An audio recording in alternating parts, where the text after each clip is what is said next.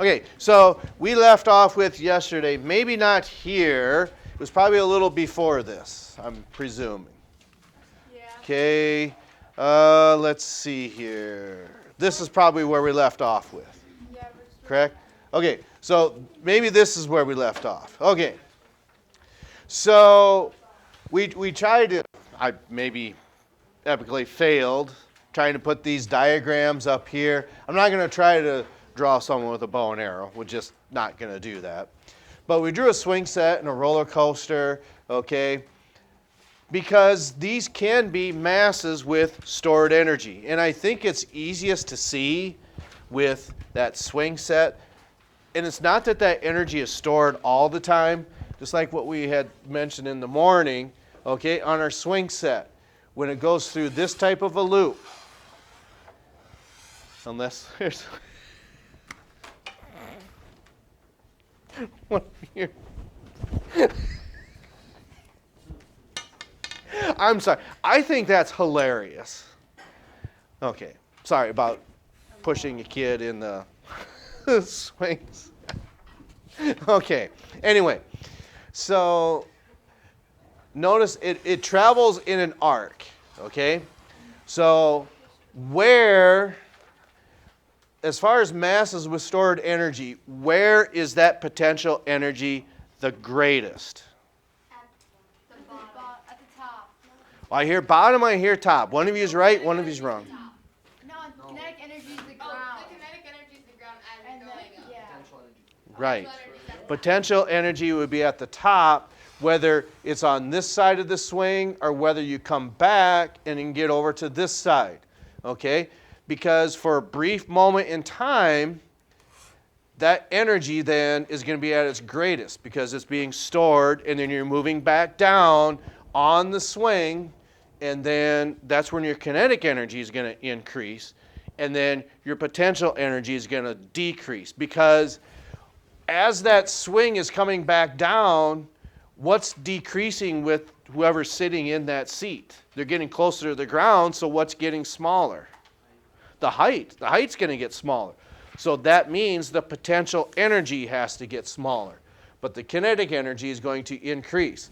So when we're talking about mechanical energy, that just means that you're transferring one form of energy to another. And it's not just in this system either. Okay? One of the things I hadn't thought of that maybe I could have mentioned in the morning session, but for some of you who are hunters, I don't know, is it maybe more of you in the afternoon session than maybe in the morning? I don't know if you can answer that. Maybe you can. I can't. But if you want to have fun and really blow things up, it's something that you can't do as a civilian. Okay? But, and that too, although I wasn't given a grenade. I think they're called spoon something. That it's not that they're real grenades. They're just ones that will go pop. Because in training, you don't want to give trainees real grenades because bad things could happen with that. But you do get a chance to shoot a .50 caliber gun. Oh, you got to do that. I've done that. If you don't mind me asking, where was that? There's like a gun roundup or whatever in Minnesota every year. Okay. They've got a bunch of different guns. So, I suppose different types of .50 caliber machine guns are different. But is the trigger mechanism your thumbs? Okay. So then you got the two handles and you got the thumbs here. So then you press them in.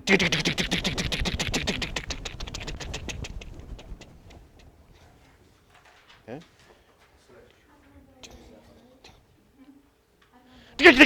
Yeah. Right. Okay. All right. But that's. I think you're talking about like a 50 BMG rifle. Then you're like, oh, okay, we're talking Yeah. about that.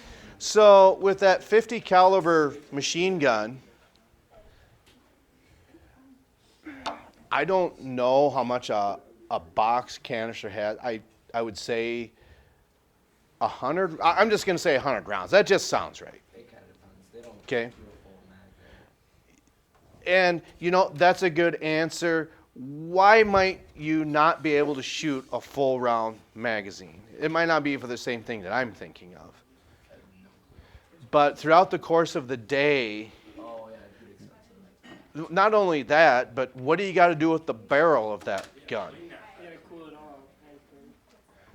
You would have to clean it, that's true. What was that? You gotta cool it off. You got to cool it off or else you're going to blow the thing up. And in some munitions and machine guns, I think it's called a runaway gun. Did you say? I don't know if it's a meltdown, but you'll take your finger off the trigger and it's going to keep on firing. And they call that just a runaway, okay? But that can happen. So that's a different type of mechanical energy to where you have the round coming down the barrel, and that's going to be kinetic energy, but there's a lot of heat given off on that, okay? So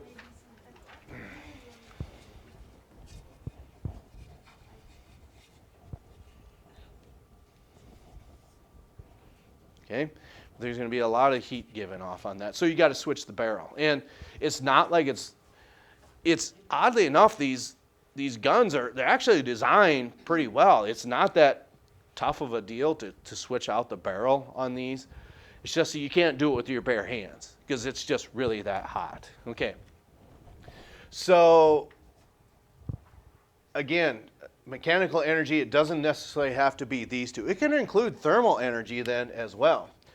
Okay, this is just another example. We want you to have the idea of how position and motion tie into mechanical energy. And why are we not talking about kinetic energy in this first line here? Because what's this apple doing right here? What's the apple doing in this line? So if it's just hanging there, does it have potential or kinetic? Potential. Is that a guess? Yeah. Yeah, but it's got potential energy because, again, it is not moving, okay? So once something like this happens, okay, what's the only way that this kinetic energy can increase? Because remember, you'd have to know the difference between kinetic and potential energy. So once that happens, okay, if the kinetic energy is increasing, what must that apple be doing? Falling. It's going to start falling because remember, speed and velocity is what's tied into kinetic energy. So combine with what you just said, okay? Hits the ground. Eventually, yes. Someone who's sleeping under the tree here. It's gonna, okay, so it's going to fall and hit you in the head. Oh, Okay. Wake you up, knock some sense into you. sure. No, you're pretty sensible, aren't you? Yeah. Depends. Would Al say, see how I did that? How would Al say that? Yeah. See, I should have had the opportunity. I could have said hell at one time. Would that mean that's order of importance? No. Oh. You're supposed to say yes. I don't think so. Oh, okay. But would Al say that? Yeah. Probably not. Probably not? Okay. But anyway. So why is this decreasing then? Because the Yeah, gravitation. I'll take care of it. Thank you. The height. What about, you're right, what about the height? Is It's decreasing. So if this is decreasing, that must mean it's getting close to the ground. So it's going to start losing potential energy. But this is going to increase because it's going to start speeding up. Okay. So this is why we wanted to go over those diagrams of that swing set and, like, for instance, what was it, that roller coaster, so we can see this energy transformation. But it's not always between KE and PE, okay? It can also take place here, okay, when we're talking about a different type of mechanical energy where we're talking about heat instead. So we have this one, and then this one, and then that is it. You don't have much left to write down. If you choose to do this, then you won't have to take any more notes this semester. Except for, that's kind of a partial lie. We got to do the Hidden Figures project, but that isn't, you're not really taking notes on that. You're just filling out a questionnaire as we go. That is on your final.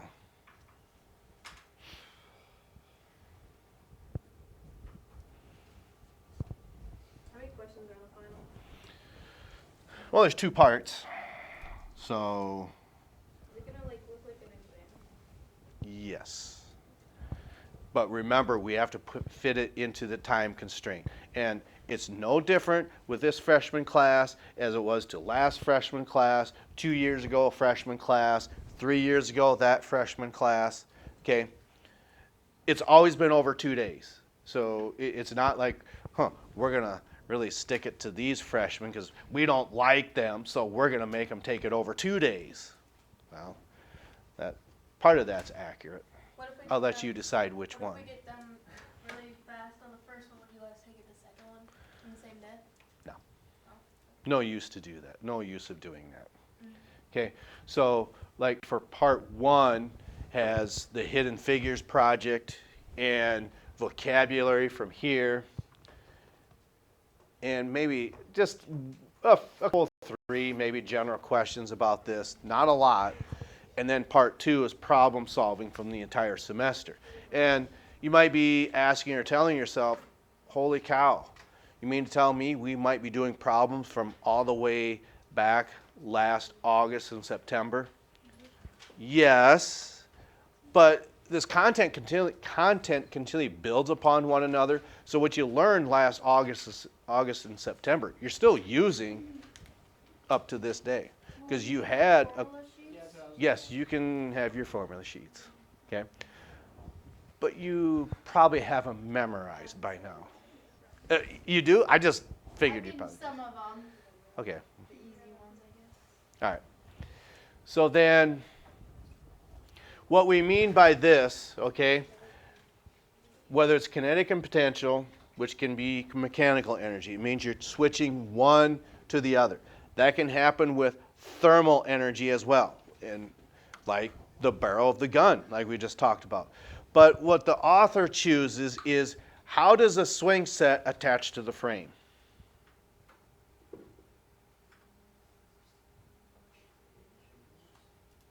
Yeah, chains. Okay? And then the chain goes from the seat up to the frame, but the chain doesn't directly attach to the frame. There must be the eye hooks or eye bolts or something to that effect. Okay? So what happens is when we see this energy, as we see, it's not created or destroyed, because as you're in that seat moving, what happens if no one's pushing you, okay, or if your legs aren't moving with this and you're not putting momentum into that, you're going to start to slow down. But you might be thinking, okay, it says that this energy can't be destroyed, which is true.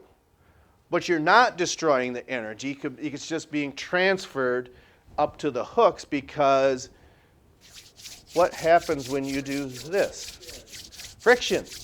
And friction gives off what? Heat.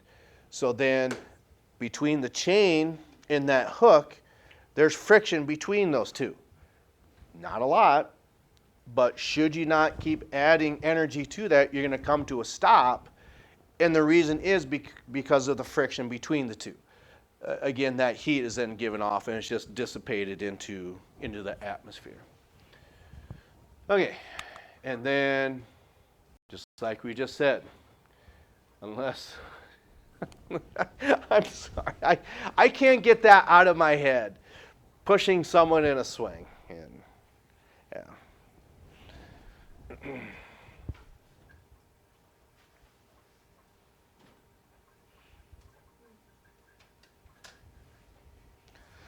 Someone's trying to push their pencil through the table, it sounds like. Squeak, squeak, squeak, squeak, squeak. At least that's what I perceive that as. I mean, that's okay. That just shows enthusiasm. That's what that means. For those of you using pens, I guess you lose out then. But I don't see a whole lot of pens in here. One over there, maybe. One over. No, that's a pencil. Pencil. Everyone probably. I see 2 or 3 pens in here. Okay. But one of the things last thing I want to mention is try to help you out here is with that question number 10, because I had explained that to the morning session, okay?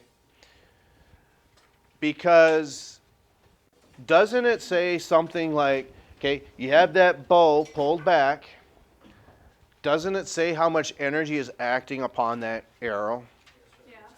Okay, so how do you know whether it's the 56 or the 18.7? I can't remember. It's the kinetic.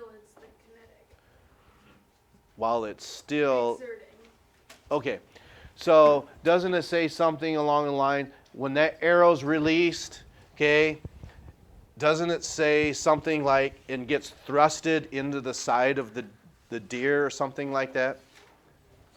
Okay, so if it's being thrusted into the side, That's potential. Right? that must mean it must have been doing this. Who can we pick on? Okay, thank your, I didn't do it. Thank your friend. Okay, as this arrow's coming, and right into, we'll say, the shoulder there. Okay, it's coming. Okay, I don't want to press. It look like, oh my God, that hurts. Okay, so here it comes, and hits you. It's exerting 1,800 joules of energy. So is that potential or kinetic because it's moving? Potential. Dang it. Kinetic. Because Why it's do I moving. get that wrong every time? I don't know. Potential's not moving. Correct. So what that must mean then, okay, add that arrow when it's not moving, it has how much energy exerted on it. When it's not moving. What's your other joule number? Oh, potential, right? It is, but what's the number? Isn't it something like 50 something? 5,200, I think. Maybe not. 56.6. Okay, so 56, whatever. So, but to solve for velocity, aren't you missing a variable? Yeah, you're missing your mass. How can you find your mass then? With your Yeah, so you have your potential energy. You have how high off the ground that arrow is, okay? And then, of course, gravity is acting upon that. So you can solve for mass. You take that variable, put it into your kinetic energy formula, then you can find your velocity. Okay. So don't forget, tomorrow we have a couple of assignments due. One of them is what some of you are working on now, your 7 vocabulary terms. And keep in mind, your evaluation probably doesn't have 7 questions on it, okay? Because there could be a multitude of variables that are on that, because we know how do we label accelerations, how do we label velocities. I know we might think, oh, we've been doing that for so long, but yet it's still possible to get those wrong if you're in a hurry. So vocabulary quiz tomorrow, and we have a problem evaluation then on Friday. Okay, so that's all I have. We will catch up to you next time.